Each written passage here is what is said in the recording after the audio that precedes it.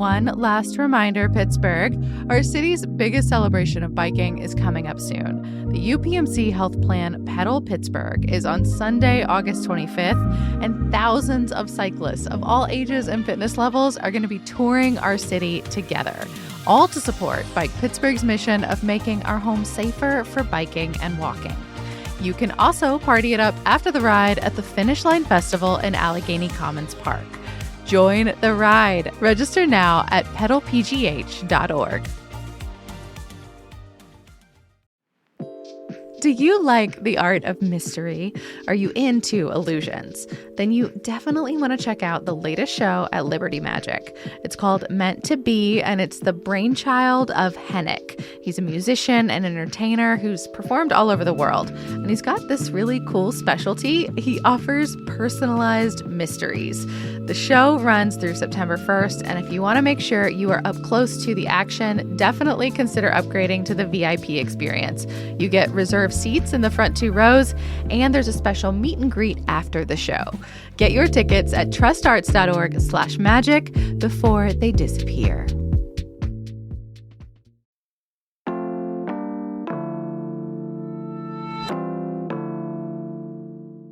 Today on CityCast Pittsburgh. Did you know it's easier here to buy an assault rifle than it is to buy a handgun? It's a loophole in Pennsylvania's gun law, and it's something that's gotten a lot of attention since the shooting at the Trump rally in Butler County exactly 1 month ago. I'm with a reporter who's been looking into when and how people can buy guns here and the push for change. It's Tuesday, August 13th. I'm Mallory Falk, and here's what Pittsburgh's talking about.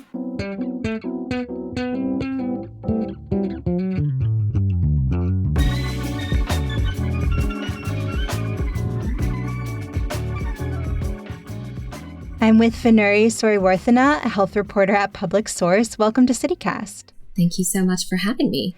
Okay, Vinuri, let's start very basic here. Right now, if you want to buy a gun in Pennsylvania, what does that process actually look like? So you have to be 21 to buy a handgun in Pennsylvania. That could be any short-barreled gun like a pistol or a revolver. But the minimum age to buy a long gun here is lower at 18. And the law doesn't distinguish between types of long guns. So you can buy both a manually operated hunting rifle and a semi-automatic weapon, such as an AR-15, which is capable of inflicting much more damage. And if you buy any gun from a licensed gun dealer, you would have to go through a rigorous background check. That includes criminal history and juvenile delinquency records, mental health records, and whether or not you've had a protection from abuse order filed against you. But gun safety advocates say there's a pretty gaping loophole in that system, which is the private sale of long guns. So if you are an individual who wants to privately sell a handgun here, you'd have to go through a licensed gun dealer or your county sheriff's office to complete the sale, which would include a background check on the buyer. But an individual seller doesn't need to perform a background check if they're selling a long gun. Okay, so to make sure I'm getting this right, it is actually easier in several ways to purchase a long gun, including an AR-style rifle, than a handgun. Do we know why there are 2 different sets of rules for these 2 types of firearms? So there is no definitive evidence of the origins of this mismatch in state law. But one of the gun safety advocates I spoke with has a hunch. Josh Fleitman is the campaign director of Ceasefire PA, which advocates for gun safety legislation in Pennsylvania. And he has consistently heard that this loophole was created to allow a parent to pass down a hunting rifle to their child. Pennsylvania has a strong culture of hunting and gun sportsmanship, but gun safety advocates say it's possible to preserve those traditions while making it harder for people to use guns to commit crimes.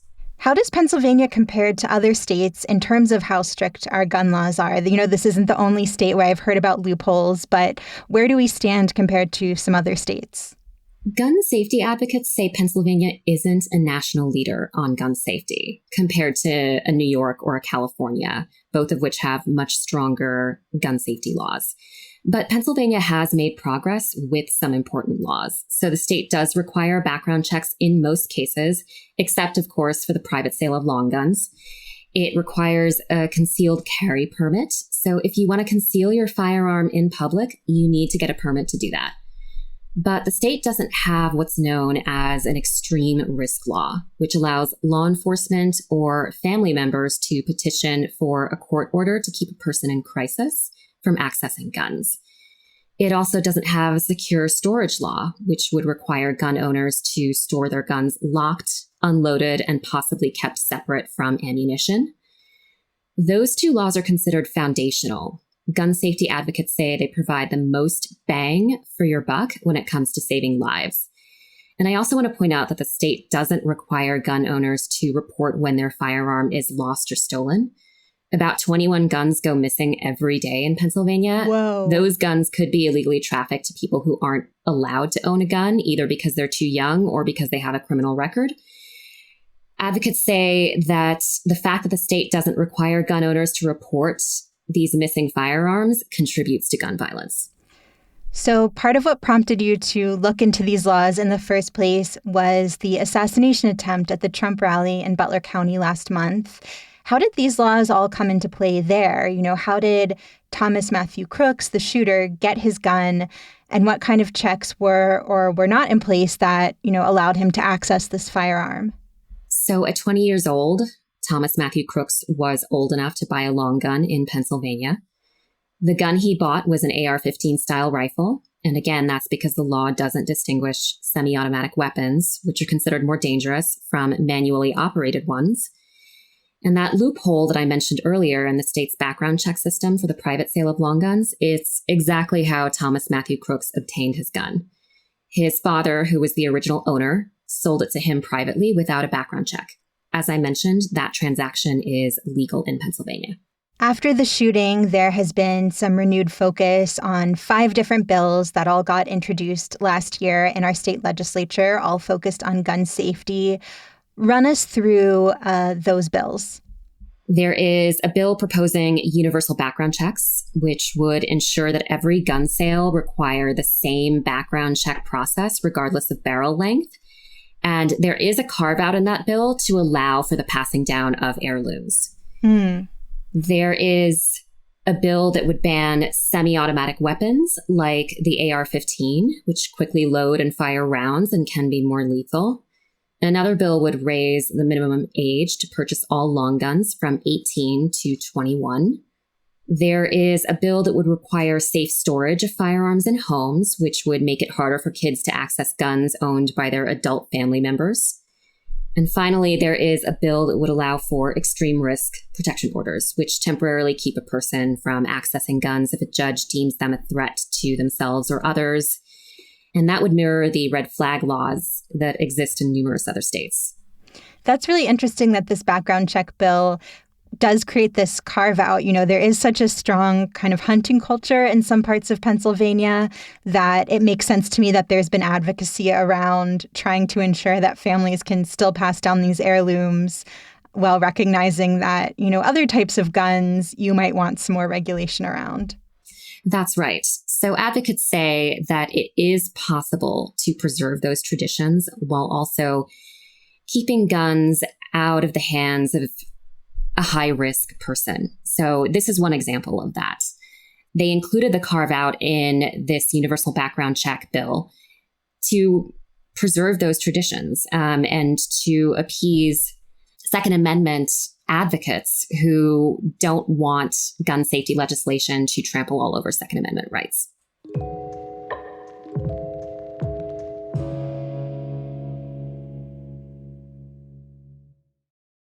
So where do all of these bills stand right now? Has there been any movement on any of them? So 2 of those bills, the bill for universal background checks and the bill for extreme risk protection orders, were passed with broad bipartisan support in the House, which is controlled by Democrats. However, they haven't moved in the Republican-led Senate. Senate Judiciary Chair Lisa Baker, a Republican representing Luzerne County, has said she has no plans to advance the bills, but she said she would consider other proposals that are constitutional, enforceable, and practical.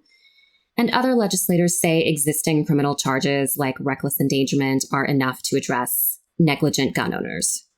I asked gun safety advocates if any lawmakers have changed their positions since the assassination attempt, and they told me they have not heard from any lawmakers who've had a change of heart.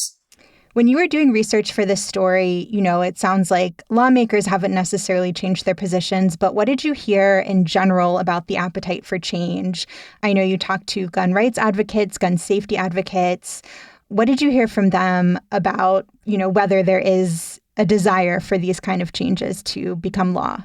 Research shows most Pennsylvanians do support strong gun safety laws. The center-left think tank Third Way and the Republican polling firm GS Strategy Group polled voters in the state in 2022 after the mass shooting at a school in Uvalde, Texas, killed 19 children and 2 adults.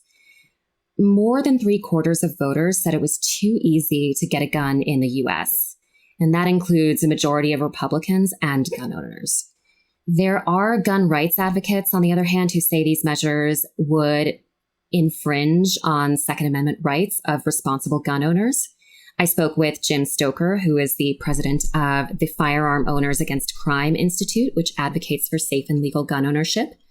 He's a very vocal Second Amendment rights voice in the region. He doesn't believe the proposed bills would keep people safer. Rather, he believes policymakers need to shore up the mental health care system to prevent mass shootings and other types of gun violence. But gun safety advocates point to the fact that people with chronic mental illness are more likely to be victims of crimes rather than perpetrators of crimes. They say it's important not to stigmatize people with mental illnesses as potential mass shooters. Josh Fleitman of Ceasefire PA said that mass shootings and firearm suicides tend to be triggered by an acute mental health crisis, not a diagnosed chronic mental illness. Those kinds of crises could be triggered by things like a breakup or an eviction. And he said that having access to a gun during those moments is the risk factor for gun violence. So it stands to reason that if some of these proposed bills had become law, I'm thinking specifically about banning semi-automatic weapons or raising the age to buy a long gun, the shooting at the Trump rally might potentially have been prevented. At least Crooks wouldn't have been able to obtain his gun legally. But what about some of these other bills? Could any of them have had an impact on this specific situation? It's impossible to know if any of the other proposals would have thwarted Crooks. He was unknown to the FBI, so he may have been able to pass a background check, at least the criminal record portion of the background check. Now, he did search for the term major depressive disorder online. But again, we don't know if he sought treatment or had any kind of clinical diagnosis. So it's unclear if these laws would have made a difference in his case. Barring movement on some of these proposals by the state, cities like Pittsburgh and Philly have tried to create their own gun safety measures. I know Philly banned bump stocks earlier this year, the devices that make automatic weapons fire even faster, but that's getting challenged in court. Pittsburgh City Council passed a bunch of ordinances, including a ban on assault weapons after the synagogue shooting back in 2018, but then a judge struck down those gun control measures. What, if any, role can local governments play when it comes to strengthening our gun laws? Or do they not really have any power to enact their own safety measures? So preemption is the use of state law to nullify a municipal ordinance. The statewide preemption law is very broad and strong, and it does prevent all types of local gun safety ordinances that may be more robust than state gun safety laws. But there is an exception. A Commonwealth Court decision gave Philadelphia and other cities in the state the right to enact ordinances to restrict ghost guns. A ghost gun is a kind of do-it-yourself firearm made from building blocks that are easier to get. Unlike guns made by a federally licensed manufacturer, they don't have serial numbers and are very difficult to trace. Gun safety advocates have called them the fastest growing gun safety problem in this country. That Commonwealth Court ruling might be challenged. It might go to the state Supreme Court, but as of right now, there is no injunction in place. So Philadelphia's ghost guns ordinance has moved forward, and the city of York just passed one. Pittsburgh isn't as far along when it comes to regulating ghost guns, but advocates say the city's lawmakers are having active conversations about a ghost gun ordinance. And I know the city of Philadelphia also actually sued 2 companies that make ghost gun parts. One is actually based in Butler County. And because of a settlement, that company will not be selling the parts in Pennsylvania. at least for the next 4 years. So it seems like cities can maybe have some success going through the legal system, if not through the state legislature. Going forward, what are you going to be watching for next, both as the investigation into the rally continues and then as these bills sit in our state legislature? As the investigation unfolds, it will be interesting to see if any of these gun safety proposals would have made a difference in this particular case. Gun safety advocates are following the investigation closely to learn more about the nature of the gun sale, about Crooks's mental state, and any other details that may have been applicable to those bills introduced to the state legislature. And gun safety advocates also say that this is the 19th mass shooting in Pennsylvania so far in 2024, and while it's a very high-profile incident, it's important to consider how stronger gun safety laws could prevent all types of gun violence, including community violence and firearm suicides. Vinuri Suriworthana is a health reporter at Public Source. We'll include a link to her reporting on Pennsylvania's gun laws in our show notes. Vinuri, thank you so much. Thank you for having me. That's all for today here on CityCast Pittsburgh. If you enjoyed the show, please go tell a friend, rate us, leave us a review, and don't forget to subscribe to our Hate Pittsburgh newsletter. There is so much great stuff in there. We'll be back tomorrow morning with more news from around the city. Talk to you then.